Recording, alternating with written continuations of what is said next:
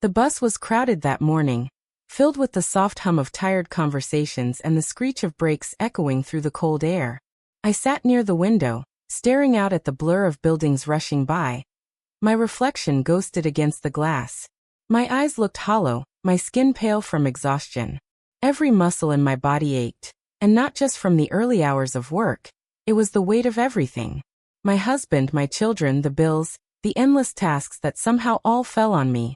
I had become the glue that held our family together while my husband, Tom, drifted further and further away into a life that seemed completely detached from mine. I worked 2 jobs, one as a cashier at a grocery store, and the other cleaning offices late into the night. Meanwhile, Tom claimed he was between opportunities. That phrase had lost all meaning to me. At first, I believed him. He said he was looking for work, that the economy was tough. But weeks turned to months, and months turned to years. He spent his days on the couch, glued to his phone or the TV, while I carried every ounce of responsibility on my shoulders. The mortgage, the kids' school supplies, the groceries, even his cigarettes. It all came from my paycheck. I told myself I was doing it for love, for family, but deep down, I was breaking. That morning on the bus, I was on my way to my first shift after another sleepless night. My youngest had been sick, and Tom hadn't even woken up to help. I'd cleaned up vomit, comforted her, and still made it out the door before sunrise. As I sat there, the hum of the bus engine felt almost like a lullaby. I closed my eyes for a second, fighting tears that had no time to fall. Then a voice beside me broke the silence. Rough day already. It was an older woman, maybe in her late 60s, with soft eyes and a warm but knowing smile. I forced a small laugh. "You look like someone who carries everyone else's weight," she said quietly. Her words caught me off guard. I looked at her, unsure how to respond. "Yeah, well, someone has to," I muttered. She tilted her head. "And who carries you?"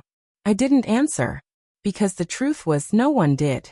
Not my husband, not my family, not even myself. I had become invisible, a machine that worked, cooked, cleaned, and smiled when expected. The woman's eyes softened. "You remind me of myself years ago," she said. "I thought keeping everyone happy meant I was being strong.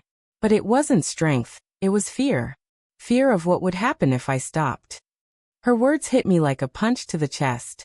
For a long moment, we rode in silence. The bus stopped, and more people shuffled in. The woman leaned closer, her voice low. "You can't save someone who's comfortable watching you drown." I froze. Those words sank into me deeper than I could explain. I turned to look at her, but she was already standing, getting ready to leave. "Take care of yourself, dear," she said with a small smile, and then she was gone. That single conversation stayed with me all day. Every moment at work, every transaction, every time I wiped down a counter or smiled at a customer, those words echoed in my mind. You can't save someone who's comfortable watching you drown. That night, I came home to find the living room a mess. Empty soda cans, dishes piled up, and my husband sitting there playing video games. The kids were in their rooms, quietly doing homework. I dropped my bag on the counter, too tired to even speak. "Dinner?" he asked lazily without looking away from the screen. My heart clenched, not from love, but from resentment. For years, I justified his laziness. I told myself he was struggling, depressed, misunderstood. But what about me? Wasn't I struggling too? Didn't I deserve help, respect, rest? The woman on the bus was right. I was drowning, and Tom was sitting comfortably on the shore watching. Later that week, something unexpected happened. While I was cleaning, I found an envelope tucked behind one of Tom's old jackets. Inside were printed bank statements, and they weren't from our joint account. I scanned the papers, my breath catching. There were regular deposits, large ones, from a company he'd supposedly interviewed with months ago. My hands trembled. He'd been working, secretly, earning money and keeping it to himself while I exhausted myself every day to keep us afloat. The betrayal felt like fire in my veins. I wanted to scream, to confront him right then and there, but instead I waited. I took photos of everything, every statement, every transaction. I was done being blind. I started paying closer attention, and it didn't take long before I discovered more. He wasn't just hiding money, he was spending it. On drinks, expensive shoes, and things I'd never seen in our home. It was clear. He wasn't a struggling husband. He was a selfish man taking advantage of my loyalty. That night, when he asked for dinner, I simply nodded and walked to the kitchen. My hands were steady as I cooked. Calm. Controlled. I'd made my decision. 2 weeks later, I opened my own bank account and began transferring small amounts of my paycheck into it. I told him my hours had been cut, that things were tight. He barely noticed, too wrapped up in his own comfort. I met with a lawyer quietly and began the process of separating finances. Then one morning, I printed everything, the statements, the proof of his secret income, and left it all neatly stacked on the kitchen table next to his coffee mug. There was a note on top that simply read,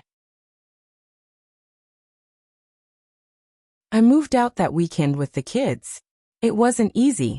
There were tears, confusion, and moments where guilt almost pulled me back. But then I remembered that bus conversation, the kindness in that woman's eyes, the truth in her words. For the first time in years, I felt free. Tom tried to call, to beg, to blame. He said I'd overreacted, that he'd just been saving for the future. But I wasn't listening anymore. I'd wasted too many years listening to his excuses. I focused on building a life where my worth wasn't measured by how much I could endure. Months later, while waiting for the bus again, I thought of her, the stranger who had unknowingly changed everything. I never saw her again, but her words lived inside me.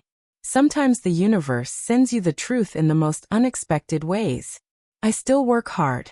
I still get tired. But now it's different. Because I'm carrying my own dreams, not someone else's weight. And every time I feel myself slipping back into old habits, I whisper the words that saved me. You can't save someone who's comfortable watching you drown. That's when I smile, straighten my back, and remind myself that the strongest thing I ever did wasn't carrying the family. It was finally letting go.